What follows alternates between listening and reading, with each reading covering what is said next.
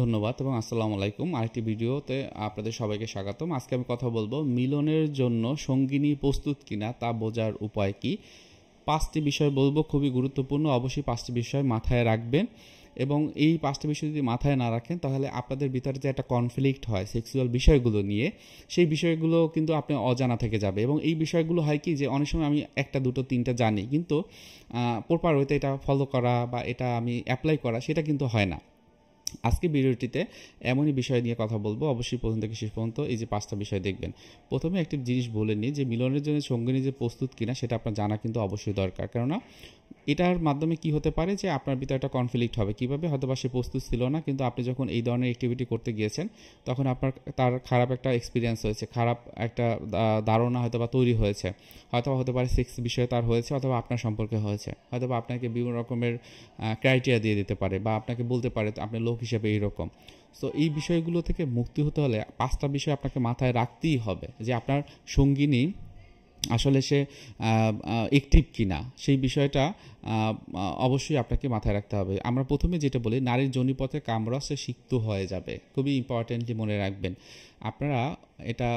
যেটা হয় যে মেয়েদের ক্ষেত্রে কিন্তু তাদের কামরস কিন্তু হয়ে যায়, কিন্তু অনেক ক্ষেত্রেই অনেক ছেলেরা, অনেক পুরুষরা এটা বুঝতে পারে না, জানে না। তারা কি করে, তার সরাসরি মেইন পেলেতে চলে যায়। কখন তার পেনিস হচ্ছে যে তার ওয়াইফের যোনিপথে দিবে সেটার জন্য প্রস্তুতি হয়। একদম একটা ভুল ধারণা। আপনাকে এই জায়গাটাতে ইমোশনাল যদি অনেক বেশি হন সেইখানে কাজ করতে হবে, ইমোশনটা এখানে কমাতে হবে। মনে রাখবেন সেক্সুয়াল বিষয়টা হলো শুধুমাত্র আপনার একার কাজ না, আপনার একার উপভোগ করার না। আপনি এমন হবে যে আপনার পার্টনারকে আপনি যখন উপভোগ করান সেটি দেখেও বা সেটির যে একটা ফিল, সেটা আপনার ভিতরে একটা অন্যরকম একটা ভালো লাগা কাজ করবে। তাহলে কি করবেন, আপনার সঙ্গিনী যোনিপথে কামরস আসার আগ পর্যন্ত আপনাকে অবশ্যই আপনাকে ফোর প্লে এটা করতে হবে। সো এটা যদি না করেন তাহলে কিন্তু আপনার এই নারীর বা আপনার স্ত্রীর যে যোনিপথে কামরস কিন্তু এটা আসবে না। যদি আপনাদের কাছে সম্পর্কটা ভালো না থাকে তাহলে কিন্তু এটা হওয়ার সম্ভাবনা থাকবে না। এরপর 2 নম্বরে তারা নিজ থেকে যখন পুরুষ সঙ্গীকে মিলনের জন্য আহ্বান করবে, মানে কি আপনাকে নিজেকে বলবে যে সেক্সের বিষয়টি যে আসো আমরা এখন প্রস্তুত বা আমরা এখন করব, তার আগে এটা কিন্তু করা ঠিক না।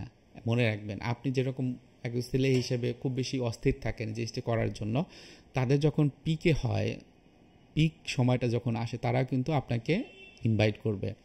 3 নম্বরে যে বিষয়টি সেটা হলো মিলনের তৃপ্তিদায়ক হবে। এখন আপনি যখন এটা দেখবেন যে আপনি কিন্তু আপনার ওয়াইফকে আপনি কিন্তু সে কিন্তু বলবে যে আমি এখন আমি তৃপ্তি পেয়েছি বা তৃপ্তি পাচ্ছি, সেই জিনিসটা কিন্তু সে আপনাকে বলবে। তারপর যেটা হয় 4 নম্বরে শ্বাস প্রশ্বাস ঘন ঘন হয়, ব্রিদিং যে ইস্যুগুলো সেগুলো হয়, হয়তো বা ঘন ঘন শ্বাসগুলো এটা কিন্তু আপনি ফিল করতে পারবেন। এবং 5 নম্বরে হার্টবিট বৃদ্ধি পায়।